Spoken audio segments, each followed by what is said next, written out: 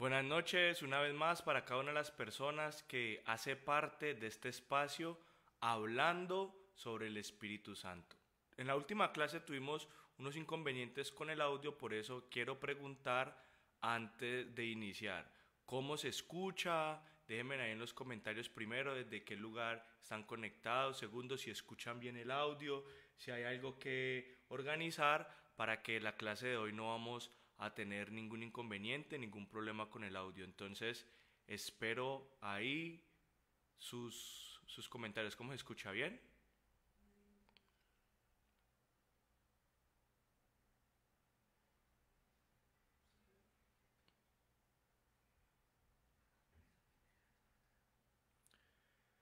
Entonces, mientras las personas se van conectando, recordemos que la primera clase hablamos sobre las procesiones, de cómo proceden las personas de la Trinidad.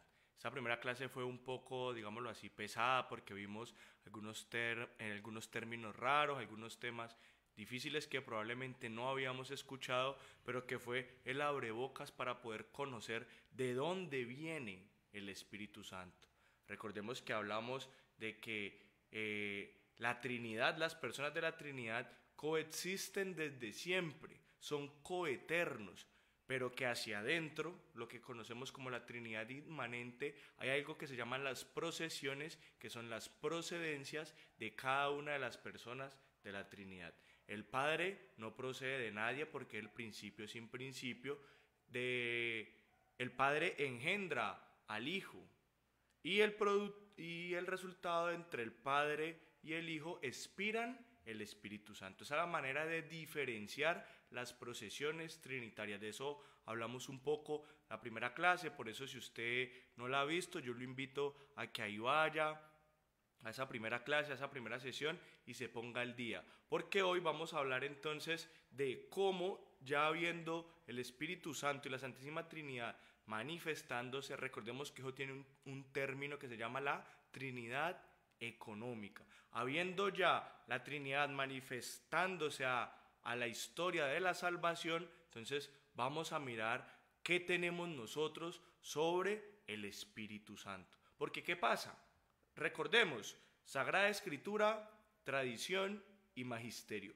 Los tres pilares, las tres fuentes de la revelación que nos van a otorgar a nosotros ese conocimiento, esa interpretación y esa custodia de que lo que creemos, vivimos y celebramos es y viene de Dios.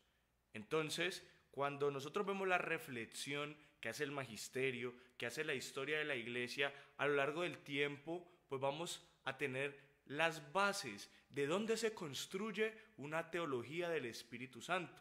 La teología del Espíritu Santo se le conoce como neumatología, que es todo el estudio, que es todo el tratado de la persona, de la acción del Espíritu Santo. Pero eso ¿de dónde sale? Eso nace de una reflexión, eso nace de puntos en contra, eso nace de diferentes momentos y espacios que ha tenido la iglesia, que ha vivido el magisterio para poder interpretar y para poder formular dogmas, experiencias de fe, a tal punto que hoy en día nosotros lo que sabemos, lo que celebramos y lo que vivimos es el producto de la historia y de la reflexión. Dicen que está muy bajito. Vamos a subirle.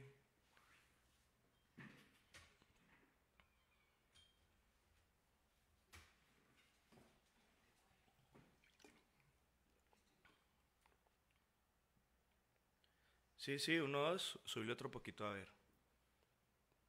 Ahí, sí, listo. Yo creo que ahí ya mejora el audio. Igualmente ya alguna cosa, ahí están los comentarios para que nos digan si se escucha bien o si no se escucha bien.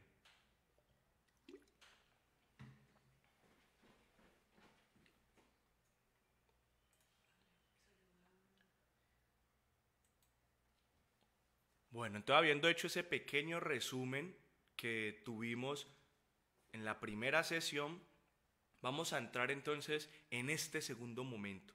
Vamos a entrar entonces a pasar a este segundo espacio donde vamos a conocer tres términos que probablemente conocemos, tres términos que probablemente hemos escuchado y que van a trazar la ruta de esta segunda clase. Y estos términos son los siguientes. Dice, herejía, apostasía y cisma.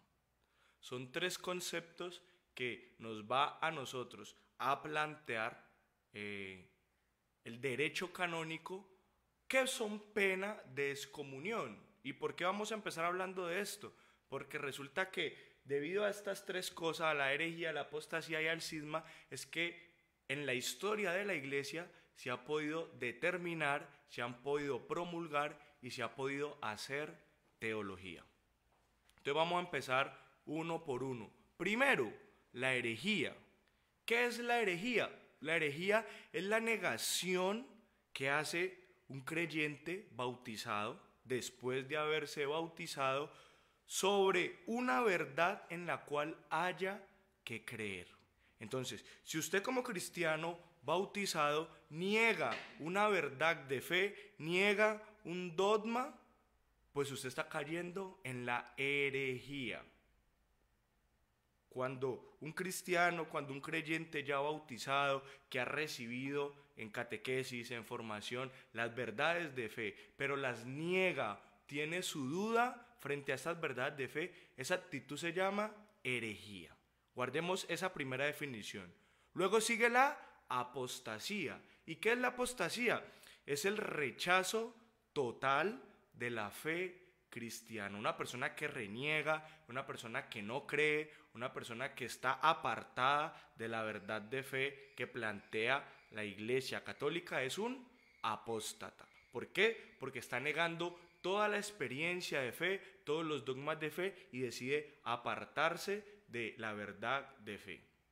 Y por último tenemos el cisma, que el cisma es cuando yo me aparto de la sucesión apostólica, cuando yo niego que en la figura del Papa está la sucesión de Cristo y por ende me desligo del papado, me desligo de la autoridad eclesial. Cuando yo rechazo esta sujeción del Papa, cuando yo rechazo la sujeción al vicario de Cristo, que recordemos desde Pedro hasta ahora, hasta el Papa Francisco, ha habido una sucesión ininterrumpida de papas.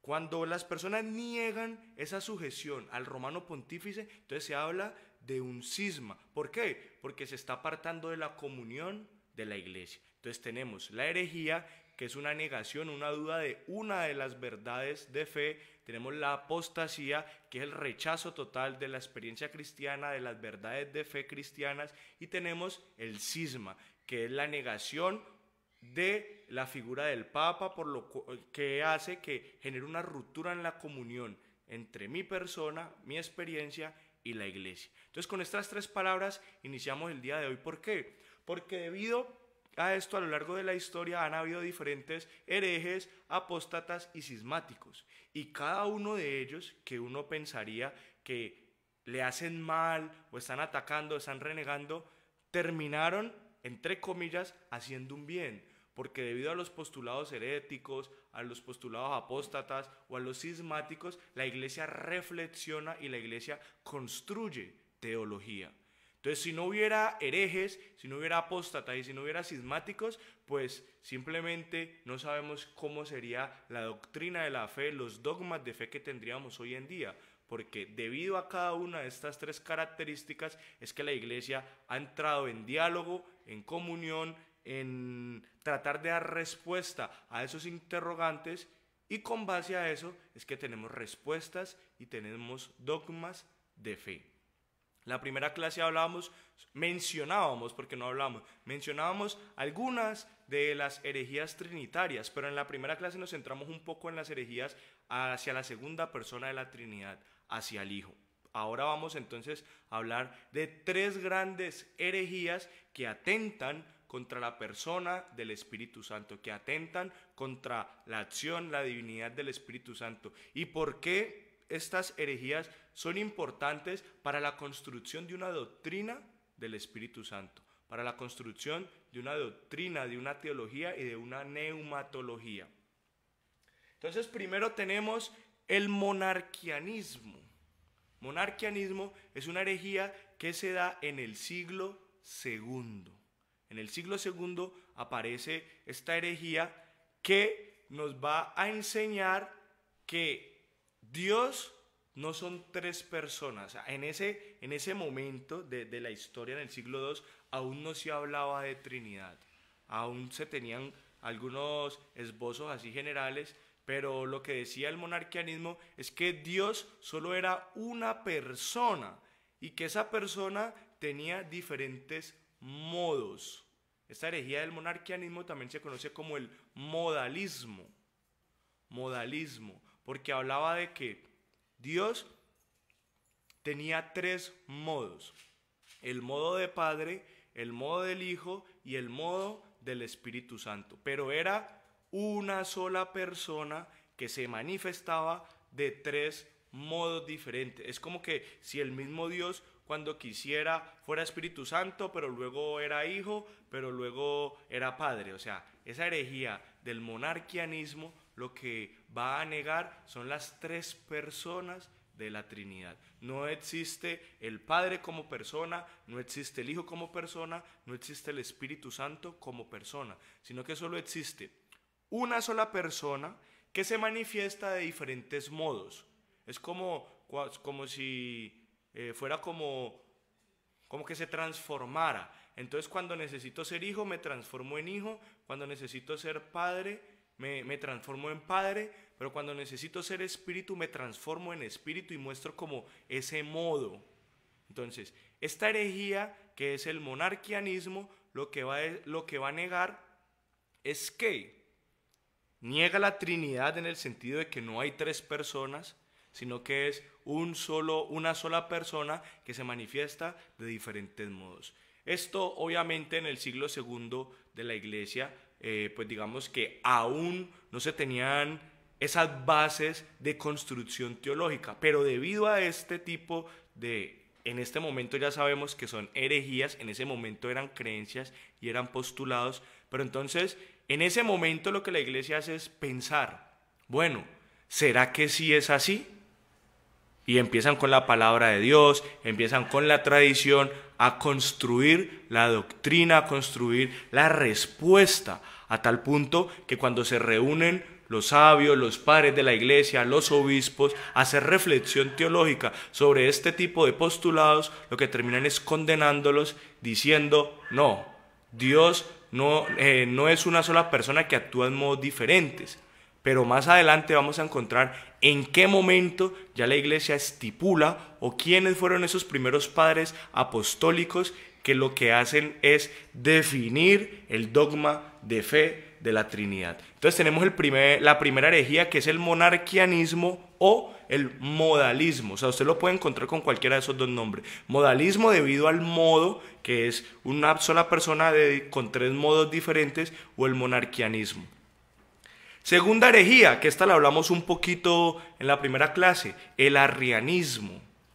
Arrio era un personaje que negaba la divinidad de Jesús.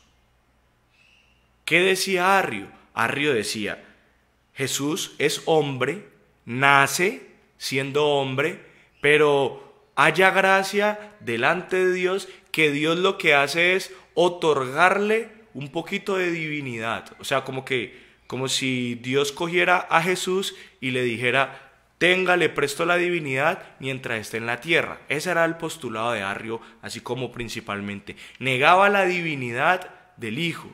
Decía que el Hijo tenía atributos de Dios, pero no era Dios.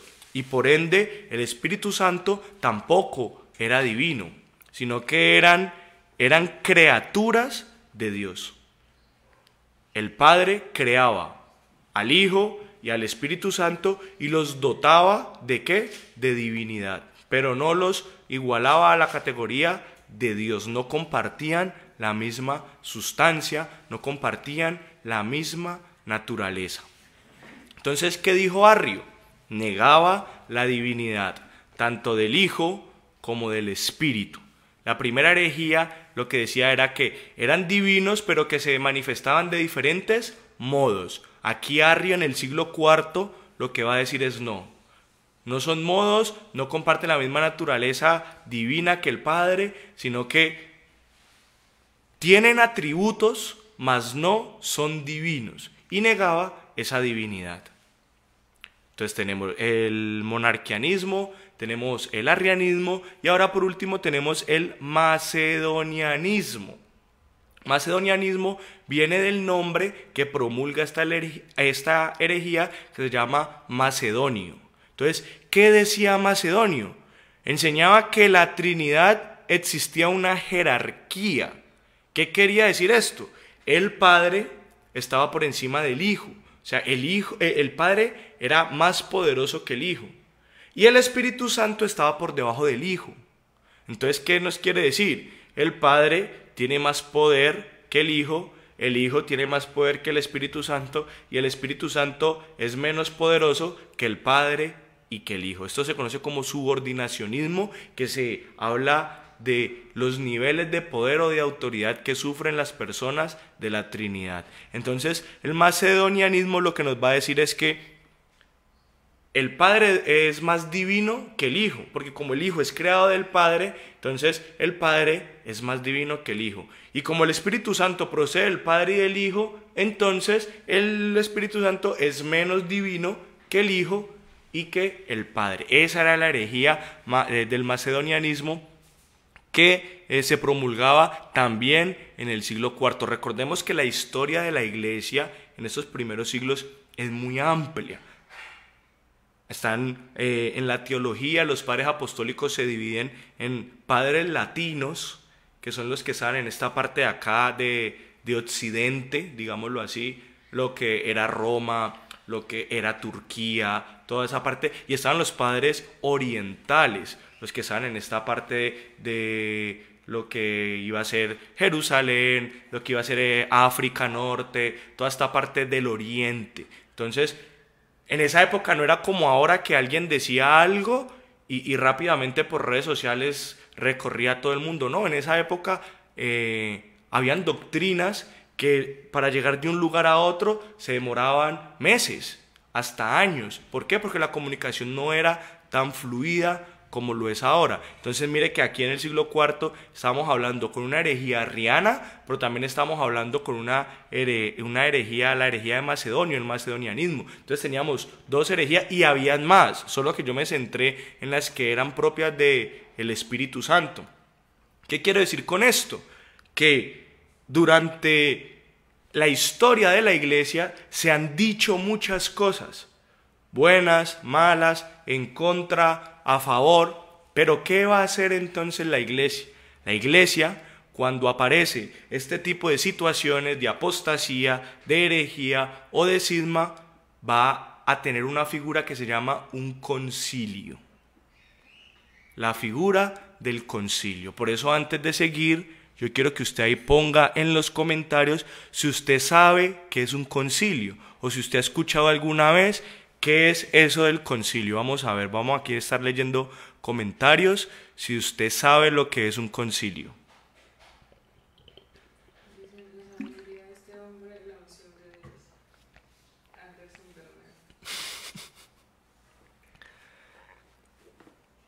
Vamos a ver qué dicen, qué es un concilio.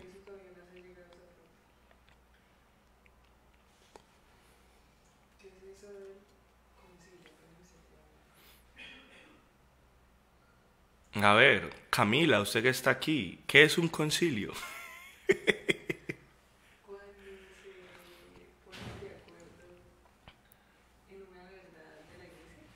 ¿Quién?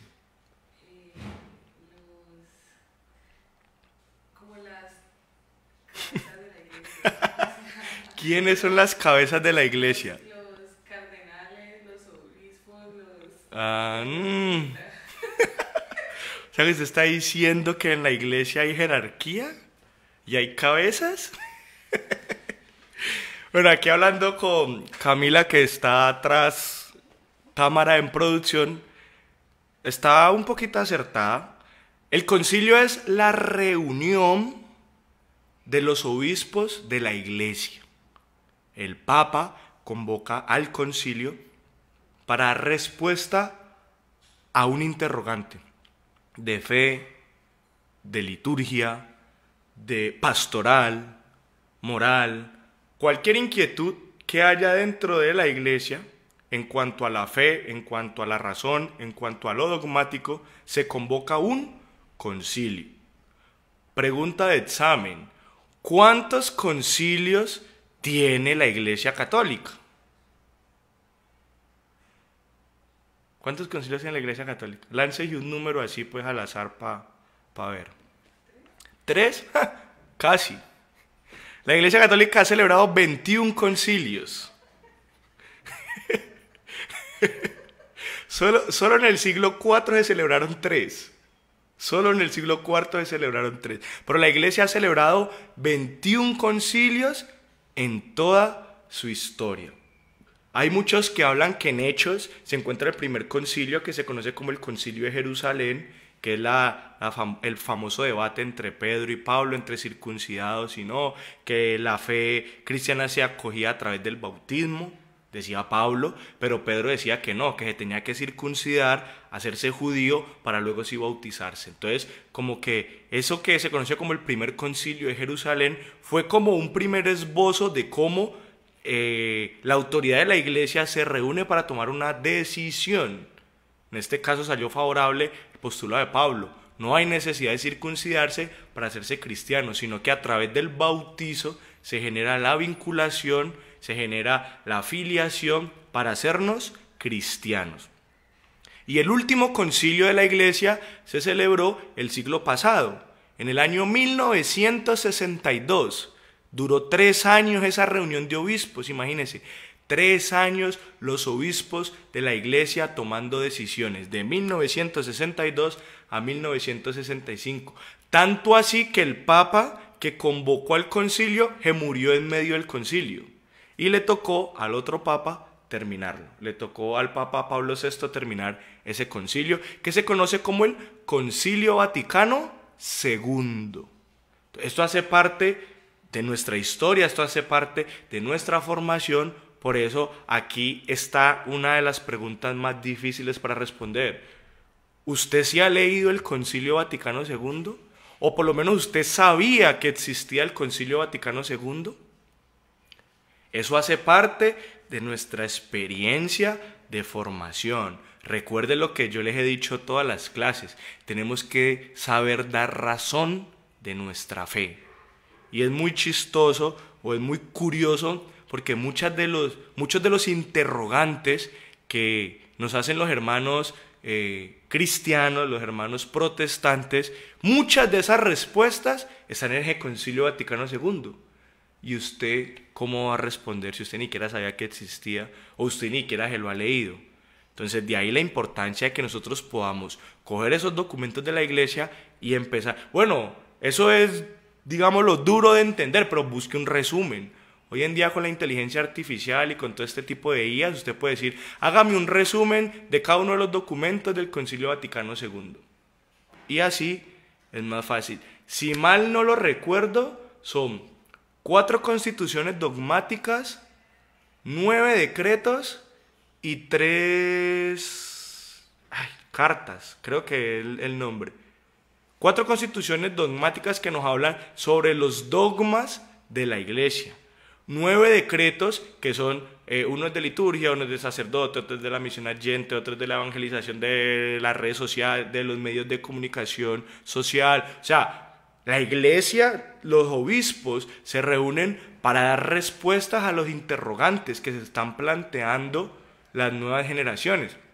Uno de los numerales más bonitos que a mí me gusta de Concilio Vaticano II es el numeral 4 de Gaudium et Spes, que es una constitución dogmática, porque dice que nosotros tenemos que estar a la luz y discernir los signos de los tiempos para poder dar razón de lo que creemos, de lo que vivimos y de lo que hacemos. Entonces, hoy en día, ¿qué podemos discernir de los signos de los tiempos de hoy en día y cómo la iglesia puede dar respuesta? ¿Cómo desde mi experiencia de fe yo puedo dar respuesta a los interrogantes de hoy? ¿Cómo desde la iglesia católica se puede responder a las preguntas que tienen las sociedades hoy en día. Y eso está en el Concilio Vaticano II. Todos los concilios, para no salirnos del tema, los concilios, ¿qué van a hacer? Van a ser las reuniones de los obispos, de los que están arribita, como decía Camila, de los que son estudiados, de los que tienen teología, de los obispos. ¿Para qué? Para dar respuesta a los interrogantes, a las herejías y a los cuestionamientos que hay en una sociedad. Siguiendo con esto, entonces, los concilios van a dar respuesta a las herejías que se habían planteado. Entonces, como primera respuesta aparece el Concilio de Nicea, que es el primer concilio ecuménico que se celebra en el año 325 después de Cristo. Y el Concilio de Nicea, ¿qué va a decir? Va a afirmar la divinidad y la naturaleza divina del Hijo. Recuerde lo que decía Arriano, lo que decía el arrianismo. El Hijo no es divino. El arrianismo negaba la divinidad del Hijo.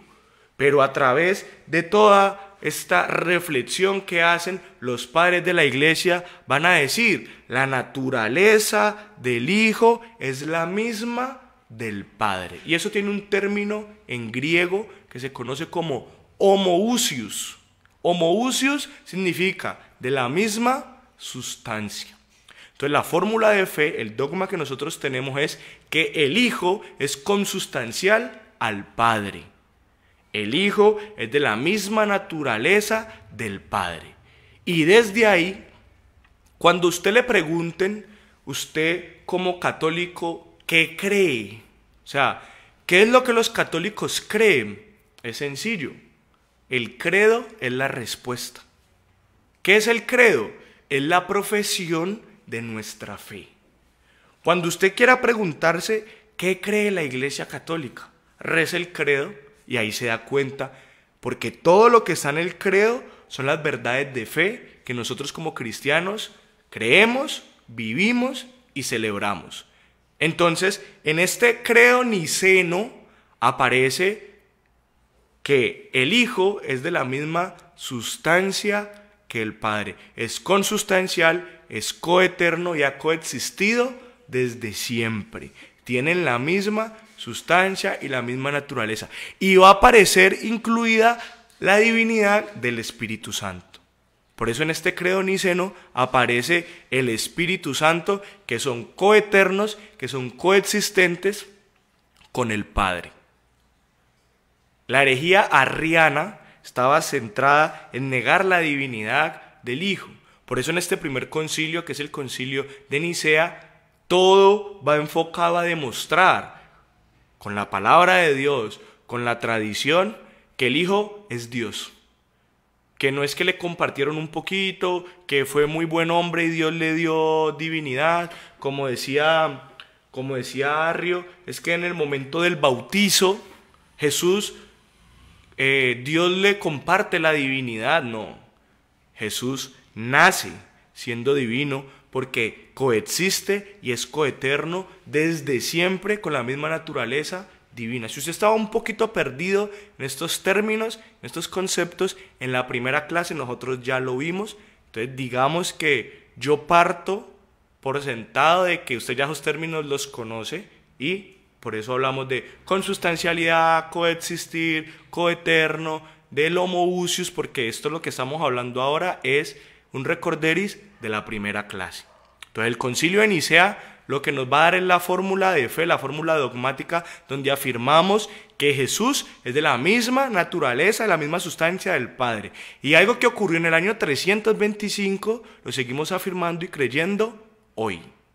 Pero esto no hubiera podido ser definido si no hubiera sido por Arrio, que dijo esta herejía. Entonces, si ven por qué la herejía termina convirtiéndose en algo bueno para la reflexión y para la construcción de la teología.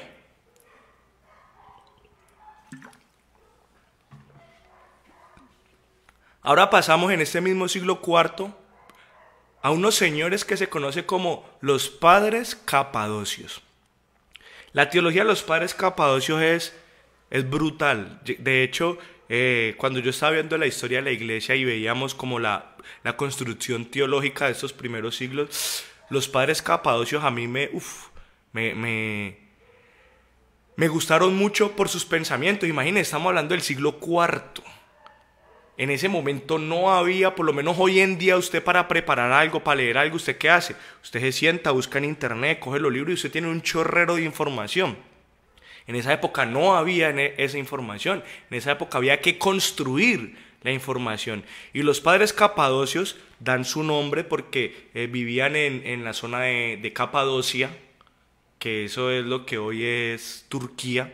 Toda esa zona de Capadocia, lo que hoy es Turquía, son San Gregorio de Niza, San Gregorio Nacianceno y San Basilio. Son esos tres padres de la iglesia que van a luchar en contra de todas estas herejías y van a dar fundamentos.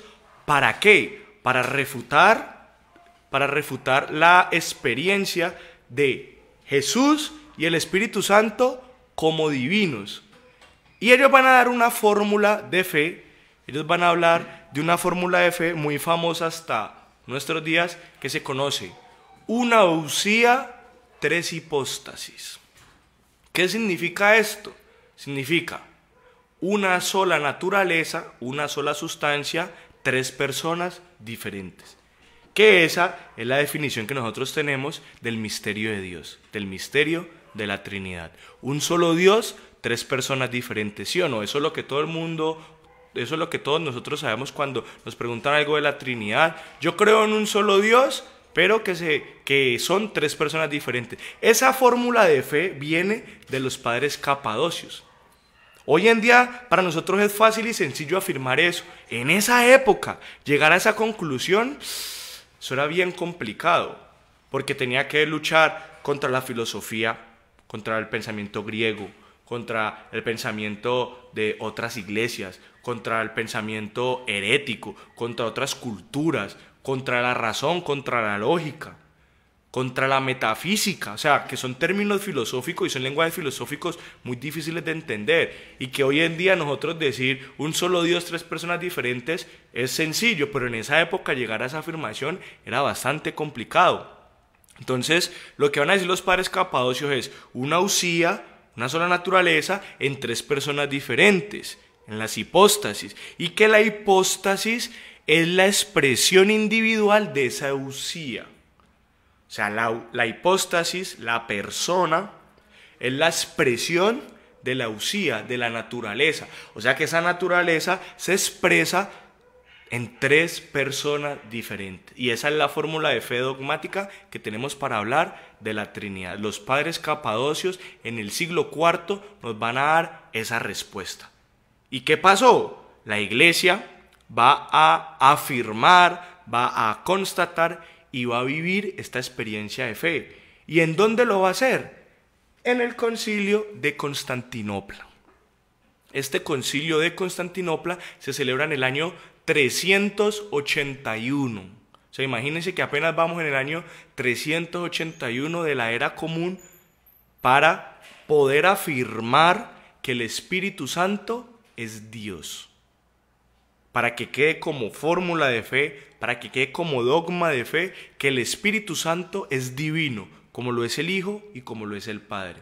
Entonces han pasado 4 siglos de historia, de crecimiento, de luchas, de persecuciones, de expansión del Evangelio, para que la iglesia en el año 381 pueda afirmar con certeza que el Padre, el Hijo y el Espíritu Santo comparten la misma naturaleza divina, comparten el mismo atributo del ser Dios, manifestado en 3 personas diferentes.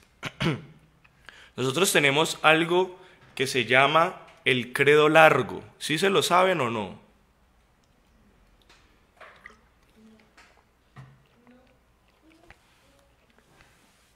¿Sí se saben el credo largo o no? El credo largo son las fórmulas de fe que encontramos en estos 2 concilios. En el concilio de Nicea, 325, y el concilio de Constantinopla, 381. Cuando nosotros unimos la fórmula de fe de esos dos concilios, tenemos el credo niceno-constantinopolitano. Así se conoce, así se llama verdaderamente el credo largo, solo que nosotros le decimos el credo largo, pero el nombre original es credo niceno-constantinopolitano, porque es la unión de Nicea y Constantinopla. ¿Sí sabían de esa parte? Que ese credo largo, que nosotros le decimos credo largo, su nombre viene de la unión del concilio de Nicea y del concilio de Constantinopla, donde se unen las verdades de fe de lo que se promulgó en Nicea y las verdades de fe que se promulgaron en Constantinopla. Y cuando nosotros vemos el credo niceno-constantinopolitano, vamos a entender varias cosas en cuanto a la acción del Espíritu. Primero, creo en el Espíritu Santo, Señor y dador de vida. La primera línea que encontramos en ese credo en cuanto a la persona del Espíritu. Señor y dador de vida. Estamos diciendo que el Espíritu Santo es divino. El Espíritu Santo es Dios. Luego, ¿qué va a decir el credo? El Espíritu Santo es coadorado y coglorificado con el Padre y el Hijo. Creo en el Espíritu Santo, Señor y dador de vida, que procede del Padre y del Hijo, que junto con el Padre y el Hijo reciben una misma adoración y gloria. O sea, la misma adoración, el mismo culto que se le rinde al Padre, el mismo culto que se le rinde al Hijo, es el mismo culto que se le rinde al Espíritu Santo. El credo niceno-constantinopolitano afirma que el culto, la adoración, la glorificación del Padre y del Hijo es la misma del Espíritu Santo. Y que esa acción del Espíritu Santo se manifiesta en la Trinidad económica, en la historia de la salvación, a través de los profetas. Porque dice, y habló a través de los profetas. Habló por los profetas. O sea que estamos teniendo, el Espíritu Santo es divino, procede del Padre y del Hijo. Reciben la misma adoración y gloria, reciben el mismo culto y se manifiesta en la historia de la salvación a través de los profetas. Después de eso, dice, creo en la iglesia. El Espíritu Santo es el que nos va a ayudar a nosotros en la remisión de los pecados. Primero, lo que dice el capítulo 16 de Juan, versículo 8. ¿Qué nos va a decir eso? El Espíritu Santo nos va a convencer en lo referente al pecado. Y aparte, por la acción del Espíritu, es que a través del sacramento de la confesión está la remisión de los pecados, la resurrección y la vida eterna. Entonces, en el credo niceno-constantinopolitano, pero especialmente en el concilio de Constantinopla, se va a dar por sentado la divinidad, la acción del Espíritu y la procedencia del Espíritu. O sea que el concilio de Constantinopla en el año 381 nos va a decir las verdades de fe que conocemos hoy sobre el Espíritu Santo. Por eso es importante que nosotros conozcamos esta historia, porque es curioso que hoy en día uno le pregunta a alguien, algún cristiano, ¿vos qué sabes del Espíritu? Y te empiezan a decir lo que el Espíritu hace. No, que el Espíritu Santo es el que da dones, el que da carisma. No, que el Espíritu Santo es la palomita. No, que el Espíritu Santo es la tercera persona de la Trinidad. Pero nos quedamos cortos en el conocimiento del Espíritu Santo. Hay un teólogo que tiene un libro que es más grande que la Biblia, es gordísimo ese libro, que se llama El Espíritu Santo. Se llama Yves Congar, el teólogo que escribe eso. Y él en ese libro va a hablar que el Espíritu Santo es el gran desconocido en la iglesia. ¿Por qué? Porque nosotros no nos hemos dado la tarea de conocerlo desde la razón, no desde el corazón. Eso es otro tema. La experiencia del Espíritu se vive en el corazón y eso es lo que nosotros hacemos a través de las oraciones, a través de la experiencia pastoral, a través de retiros y demás manifestaciones, a través de los sacramentos. Vivimos el Espíritu. Pero conocerlo desde la razón, tenemos que sentarnos a leer la Biblia, a leer la historia de la iglesia, a leer documentos que hablen sobre el Espíritu. Pero imagínese una persona que me acercó y me dijo, dice que ve, yo pensé que eso que vos ibas a hablar del Espíritu Santo era sobre hablar en lenguas y todo eso. Espere, para allá vamos, pero era la clase por ahí 20 yo creo. Porque para nosotros poder llegar a la acción pastoral, primero tenemos que conocer todo esto. Imagínese, apenas vamos en el año 381 y toda la información que usted ha recibido en estas clases. Por eso la invitación es a qué? A que seamos juiciosos en el conocimiento de la persona del Espíritu Santo. Eso es lo que tenía preparado en esta noche. Espero que este caminar por esos primeros siglos de la iglesia haya sido de gran bendición, de gran crecimiento para usted. Si usted siente que aprendió algo, si usted siente que estas clases lo ayudan, si usted quiere ayudar a compartir la experiencia del Espíritu para llegar al conocimiento de su acción, de su persona, ayúdeme compartiendo este video, mandándole esto a sus familiares, diciéndole, ve, mírate este video para que te formes, para que aprendas. Lo que siempre digo al finalizar las clases. Nosotros en redes sociales, cuando estamos en redes sociales, nos damos cuenta de que hay muchas preguntas, de que hay muchas acusaciones, de que hay muchos cuestionamientos. Y muchas veces, por no estar bien formados, no podemos dar razón de nuestra fe. Entonces es importante que crezcamos, es importante que nos formemos, es importante que cojamos estas experiencias y podamos enriquecer nuestra vida, la vida de los familiares, la vida de nuestras comunidades. Por eso la invitación es a que comparta este video, comparta esta experiencia para que esta formación llegue a más personas. Entonces vamos a ver si hay alguna pregunta. No sé, Dani, ahí me ayudas.